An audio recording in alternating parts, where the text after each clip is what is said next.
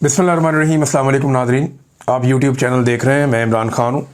Nadreen, हुकूमत पाकिस्तान ने, सदर ने और वज़ीर आज़म ने स्टेटमेंट जारी किया है आशूरा के हवाले से। और जब उन्होंने स्टेटमेंट जारी किया, उसका पहला जुमला पढ़ते ही मैं तो हैरान होगा कि ये लोग ऐसे बात कैसे कर सकते हैं। यानी आशूरा हमें हक़ और बातिल, अदल और जुल्म के दरमियान अबदी जंग की याद दिलाता है, ये सदर और वज़ीर आज़म ने कहा। सदर जरदारी ने भी एक स्टेटमेंट जारी किया है, वज़ीर आज़म शहबाज शरीफ ने भी एक स्टेटमेंट जारी किया है, और इनके पैगामात में हक़ के ऊपर डट जाने की बातें हैं, जुल्म के ख़िलाफ़ खड़े होने की बातें हैं। मुझे हैरत होती है कि ये लोग ऐसी बातें कैसे कर सकते हैं। अभी आर्मी चीफ का स्टेटमेंट भी आ जाएगा, हो सकता है आ जाए, हो सकता है ना आए, लेकिन जालिम तो ये लोग खुद हैं, जुल्म तो इन लोगों ने किया है, खाइन तो ये लोग खुद हैं। यानी रिकॉर्ड के अंदर अगर आप चीज़ें देख लें तो आपका ये कहना बनता ही नहीं है। आप ये कह ही नहीं सकते मौजूदा हुक्मरान या आशूरा के हवाले से वो हुसैनी लश्कर में शामिल होने की कोशिश करें भी तो वो हो ही नहीं सकते, क्योंकि इनके ऊपर जालिम और जाबिर होने की छाप लग चुकी है। आपका तो इस मौके पर छुप जाना बनता है। आप तो खुद जालिम हैं, जाबिर हैं, खाइन हैं, मुनाफिक हैं, जबरी गुमशुदगियाँ आपके दौर में हो रही हैं। इक़्तिदार की खातिर आप लोगों ने जाली फार्म 47 हासिल किए हैं। आपने मौजूदा एस्टेब्लिशमेंट या जो ताकत है, जो ज़मीनी ताकत है, जिसने लोगों से उनका हक छीना हुआ है, आपने उनके सामने सरनगू किया, आपने उनके जूते पॉलिश किए, आप उनके साथ जाकर उनके लश्कर में शामिल हो गए। आप गरीबों के साथ खड़े नहीं हुए, पाकिस्तान की अक्सरियत के साथ खड़े नहीं हुए। आपने पाकिस्तानियों का साथ नहीं दिया, मजलूमों का साथ नहीं दिया, बल्कि आपने जुल्म और जबर का सहारा लिया। डी चौक में आपने गोलियां मार दी इंसानों को। डी चौक में निहत्ते शहरियों को गोलियां मारने वाला खुद को कैसे हुसैन के लश्कर में शामिल होने वाला कह सकता है? वो निहत्ते लोग थे, वो अपना हक लेने के लिए आ रहे थे और कानून और इंसाफ की और आइन की बात कर रहे थे। वो ये कह रहे थे कि बंद कमरों में फैसले हम नहीं करने देंगे, आवाम को उनका हक दिया जाए। उन्हें सरेआम गोलियां मार दी गई, अनाउंस करके मार दी गई कि 5 मिनट का काम है, हम गोलियां चला देंगे, और मार दी गोलियां बाद में उनको। यही अतातार था, मोहसिन नकवी था, इन्होंने कहा था, और पीछे यही सदर था और यही वजीर आजम था। तो आप ये नहीं कर सकते। यानी ये वजीर आजम जो है, इसके भाई ने और इसके बेटे ने, दोनों ने 2 निहत्ती खवातीन को जेलों में बंद करके उनकी कौमी असम्बली की नशिस्तें छीनी है, यास्मीन राशिद से भी और आलिया हमजा से भी। इसके भाई ने भी वज़ीर आज़म किया और इसके बेटे ने भी, दोनों ने ये 2 नंबरी की है। इन्होंने खवातीन और बच्चों की बेहुरमती की है। इन्होंने चादर और 4 दीवारी का तकद्दुस पामाल किया। वो 30,000 बंदा उठा के जेलों में डाल दिया इन्होंने, और ये जाकर कहते हैं जी हम मजलूमों के लश्कर में हैं, हम जालिम के खिलाफ हैं। ये हो नहीं सकता। ये पैगाम आपका जारी करना बनता ही नहीं है।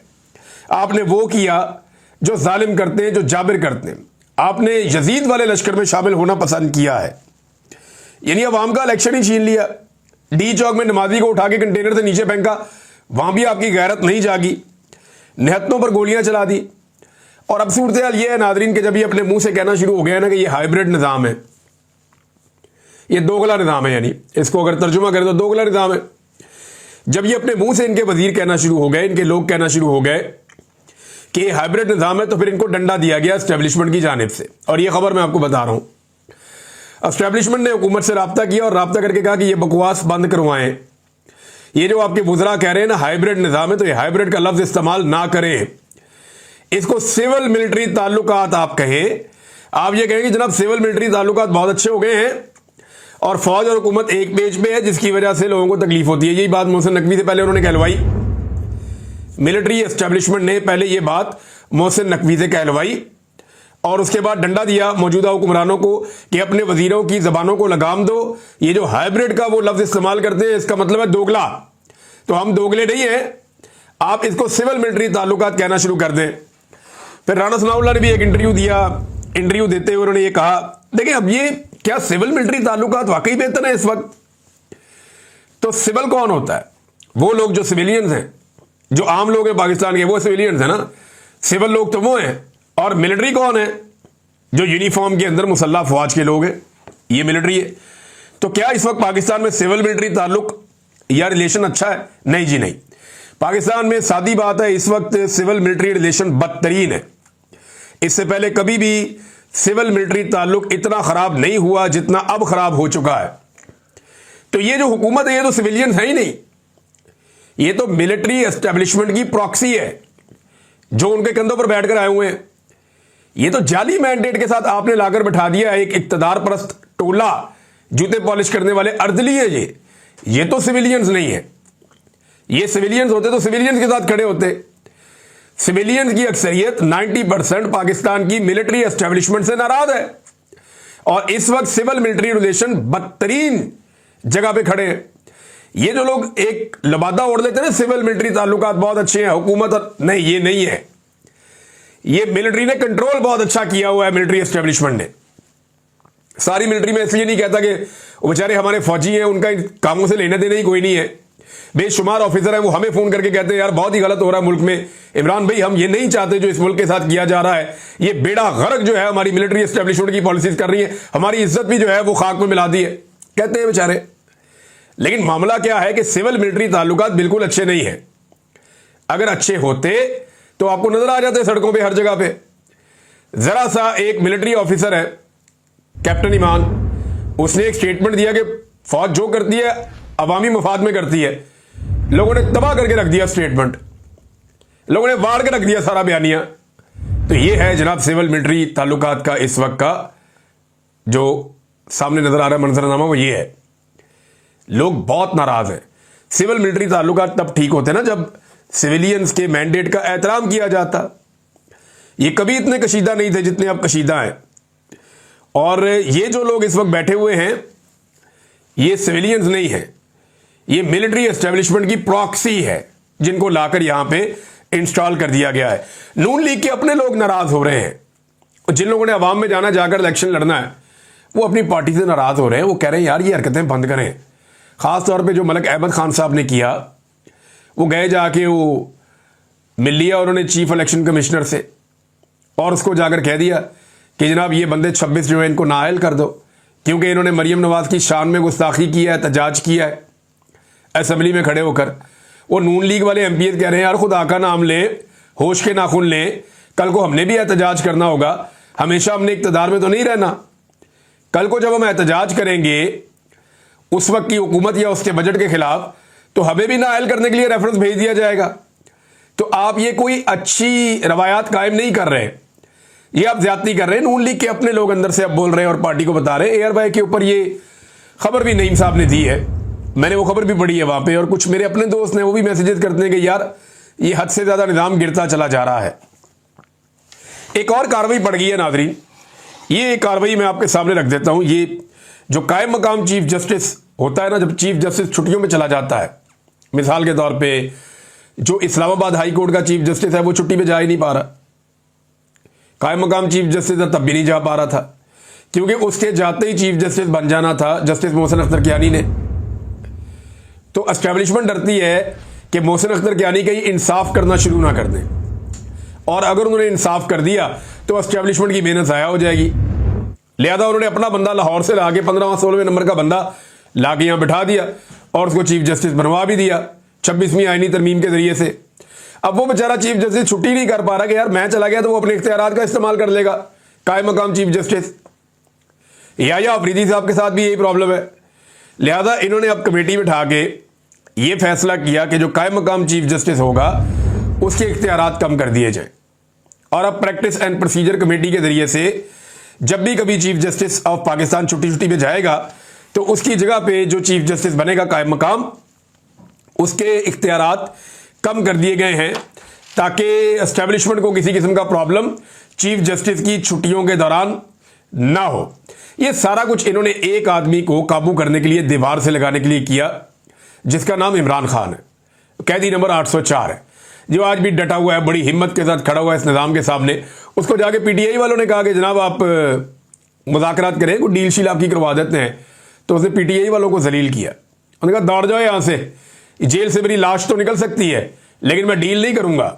मैंने नहीं नवाज शरीफ बनना, मैंने आसिफ अली जरदारी नहीं बनना, मैंने डील नहीं करनी। बेनजीर ने एनआरओ लिया था, मैंने नहीं लेना। मैंने इनका मुकाबला करना है, मुल्क की खातिर बैठ के बात करूंगा। ये अगर सियासत से अपने आप को अलग करते हैं और अपने मामलात के ऊपर ये गौर करते हैं और रिव्यू करते हैं कि अपने आइंदा ये नहीं करना, तो फिर तो ठीक है, फिर तो मैं बात करूंगा, लेकिन मुझे अपने लिए रिलीफ कोई नहीं चाहिए। मैंने किसी किस्म की डील नहीं करनी। और यही वजह है कि उसकी पॉपुलैरिटी दिन रात बढ़ती चली जा रही है। एस्टेब्लिशमेंट जितना कुछ करती है, जितना जोर लगाती है, उसके नतीजे में इमरान खान की पॉपुलैरिटी और बढ़ती है और बढ़ती है और बढ़ती है। अभी हालात ये है कि वीडियो गर्दिश कर रही है, पार्लियामेंट हाउस में इन्होंने बच्चों को विजिट करवाया।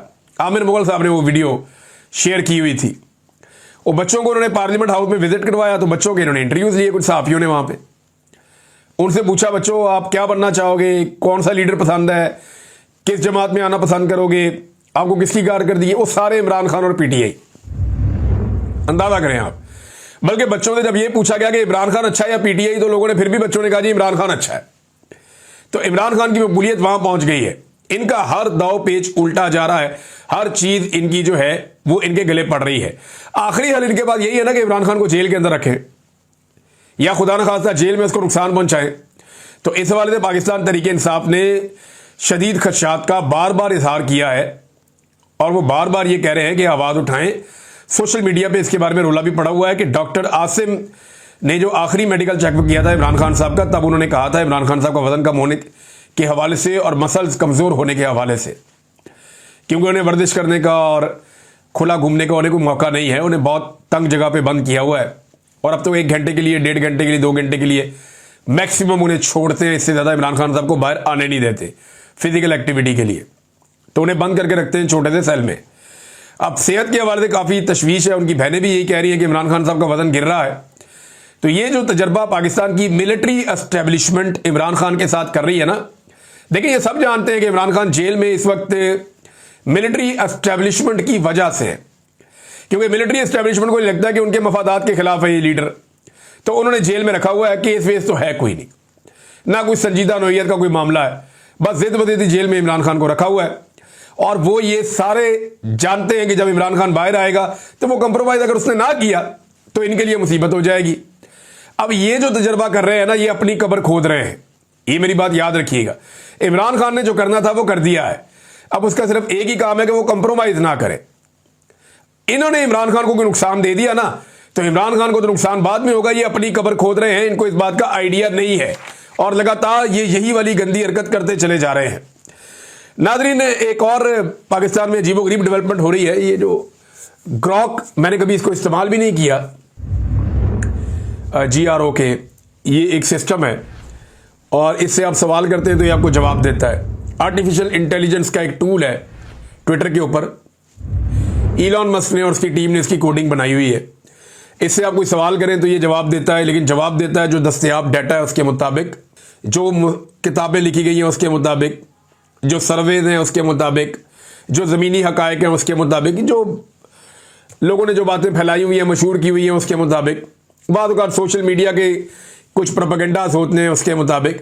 तो ये डिफरेंट चीज़ों को इकट्ठा करके ये अपनी ओपिनियन बना के तो ये वो दे देता है जवाब। आर्टिफिशियल इंटेलिजेंस है तो आप इसको शायद कंट्रोल भी नहीं कर सकते। अब हुआ ये है कि पाकिस्तान तहरीक इंसाफ के और नून लीग के लोगों में मुकाबला शुरू हो गया, बल्कि इसके अंदर कुछ नून लीग के सहाफ़ी भी शामिल हो गए। दूसरी जानिब पाकिस्तान तहरीक इंसाफ के जो हमायती सहाफ़ी हैं वो भी शामिल हो गए और इसके साथ सवाल जवाब शुरू हो गए। बेशुमार सवालात पूछे, लेकिन हैरत अंगेज तौर पे मैं देख रहा था कि इसके ज़्यादा जवाबात वो हैं जो पाकिस्तान तहरीक इंसाफ को सूट करते हैं। वजह यह है कि ज़मीनी हकायक जितने भी हैं वो ये साबित कर रहे हैं गुज़िश्ता चंद सालों में कि ज़्यादती पाकिस्तान तहरीक इंसाफ के साथ हुई है और ज़्यादती करने वाली जमातें PMLN या मौजूदा एस्टेब्लिशमेंट ये लोग हैं।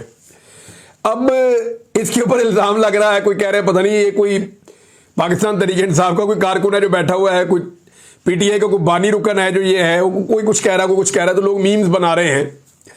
लेकिन ग्रॉक से सवाल करने वाले जितने भी पाकिस्तान के अंदर PMLN के लोग हैं या PMLN के सहाफ़ी हैं या एस्टेब्लिशमेंट के जो टाउट्स हैं, उन्हें काफ़ी शर्मिंदगी का सामना करना पड़ा, क्योंकि ग्रॉक के जो जवाबात हैं वो बड़े खौफनाक हैं और वो सच ला के बिल्कुल ऐसे सामने रख देता है। अब इनके पास कोई और हल है नहीं। अब वो आर्टिफिशियल इंटेलिजेंस का जो एक टूल है उसको भी जनाब ये नाम दे रहे हैं कि ये इमरान खान का कारकुन है या इसका ताल्लुक इमरान खान से है। माजी में इन्होंने अरशद शरीफ के साथ ये किया, मेरे साथ बहुत सारे और लोगों के साथ ये किया। जो जो सच बोलेगा ना, जो जो हकीकत लाके सामने रखेगा, उसको ये यही कहेंगे कि ये मुखालिफ पॉलिटिकल पार्टी का आदमी है। और यही इनका तरीका वारदात है, इसी के जरिए से ही हमेशा चलते हैं। अब नाज़रीन, दो खबरें और है। पाकिस्तानी मीडिया ने खबर दी है, अभी इंडियन मीडिया ने इसकी तस्दीक नहीं की, मैं देख रहा था। इंडियन मीडिया ने इस चीज़ को छापा नहीं है, लेकिन हो सकता है कि आने वाले वक्त में इसके अंदर कुछ चीज़ें शामिल हो जाएं। भारत के बारे में ये दावा किया गया पाकिस्तानी मीडिया की जानिब से कि उनके वज़ीर-ए-आज़म पे बहुत दबाव आया और उस दबाव की वजह से भारतीय वज़ीर-ए-आज़म ने अवार्ड देने का फ़ैसला किया है कि वो अवार्ड देंगे अपने 4 पायलट्स को, जिनमें से 3 जो हैं वो मारे गए थे इसमें, ये जो तैयारा इनका राफेल उसके अंदर, और ऑपरेशन सिंदूर में हलाकतें छुपाने वाले भारत का भांडा फूट गया। ये पाकिस्तानी मीडिया ने खबर दी है।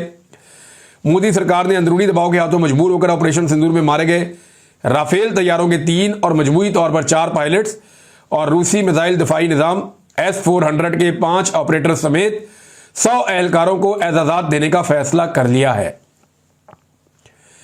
अब भारतीय मीडिया ने इसको उठाया नहीं, इतना खबर को। मैंने जब इसको गूगल किया, मैंने देखा तो उनके मीडिया ने इसको नहीं उठाया, पाकिस्तानी मीडिया ने इसको बहुत उठाया। लेकिन हकीकत सामने आ जाएगी, अगर भारत ये एजाज़ात देगा तो पता चल जाएगा। लेकिन भारत का नुकसान तो हुआ था, भारतीय फौज का नुकसान भी हुआ था। आप पाकिस्तान के कुछ हमारे सहाफ़ी दोस्तों ने इसको एग्जैजरेट करके कह दिया था जनाब कि कोई हमने 400 चौकियां फतह कर ली हैं मकबूजा कश्मीर में, तो वो झूठ था। ऐसा पाकिस्तान ने नहीं किया था। ये झूठ बोलना भी गैर ज़रूरी था, बोलना भी नहीं चाहिए था। लेकिन आपको पता है कि हमारे बहुत सारे दोस्त जो हैं वो शाह से ज़्यादा शाह के वफादार हो जाते हैं और झूठ बोलने में फिर कोई इनका सानी नहीं होता। नाज़रीन, इस वक्त दुनिया का जो सबसे अमीर आदमी है वो इलॉन मस्क है, उसके बारे में कहा जाता है। और ये मारूफ तरीन बिजनेस टाइकून है दुनिया का। टेस्ला का भी ये CEO है, ट्विटर भी इसके पास, और बहुत सारा सोशल मीडिया इसके पास। फिर ये जो आपका सैटेलाइट का पूरा सबसे बड़ा नेटवर्क है स्टारलिंक का, वो भी इसके पास है। हज़ारों इसके सैटेलाइट्स जो हैं वो हवा में रहते हैं। दुनिया के बेशुमार इलाकों के अंदर, मुल्कों के अंदर इसका दिया हुआ इंटरनेट चलता है। फ्यूचर में ये और बहुत बड़े बड़े प्रोजेक्ट्स लेकर आ रहा है। तो ये दुनिया का अमीर तरीन आदमी है। तो ये जो एलन मस्क है, इसने अमेरिका में एक नई सियासी जमात बनाने का ऐलान कर दिया।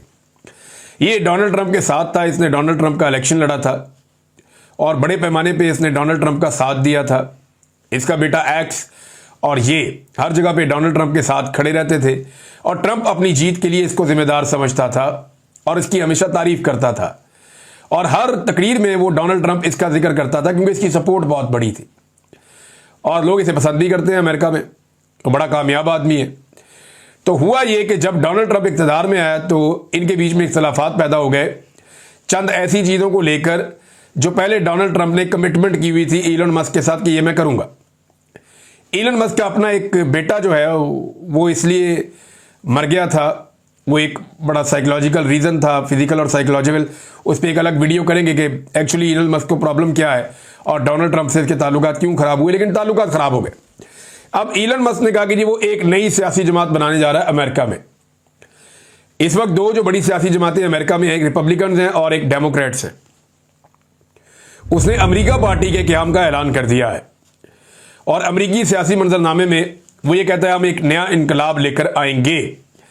क्या इलॉन मस्क ये कर सकता है कि दो बड़ी तगड़ी और पुरानी सियासी जमातों के बीच में अपनी एक तीसरी और बड़ी सियासी जमात खड़ी कर दे और ऐसी सियासी जमात खड़ी कर दे जो आने वाले वक्त में अमेरिका में अपनी हुकूमत बना सके। इलॉन मस्क के पास पैसा तो बहुत है, वसाइल भी बहुत हैं, लोग भी बहुत हैं और उसकी पॉपुलैरिटी भी है, पूरी दुनिया उसे जानती है। लेकिन क्या वो इसे एक सियासी मैदान के अंदर कन्वर्ट कर सकता है, सियासी नुक्ता नज़र से कामयाब हो सकता है? इसके लिए इलॉन मस्क को बड़े संजीदा और बड़े सियासी दिमाग चाहिए होंगे। बहुत बड़े पैमाने पर लोगों को डेमोक्रेट से, रिपब्लिकन से और दीगर जगहों से अपनी जमात में उसको लाना पड़ेगा और अपनी सोच के साथ उन्हें खड़ा करना पड़ेगा। क्या वो ये कर पाएगा? ये वो बड़े सवालात हैं जो हमारे दिमाग में भी हैं।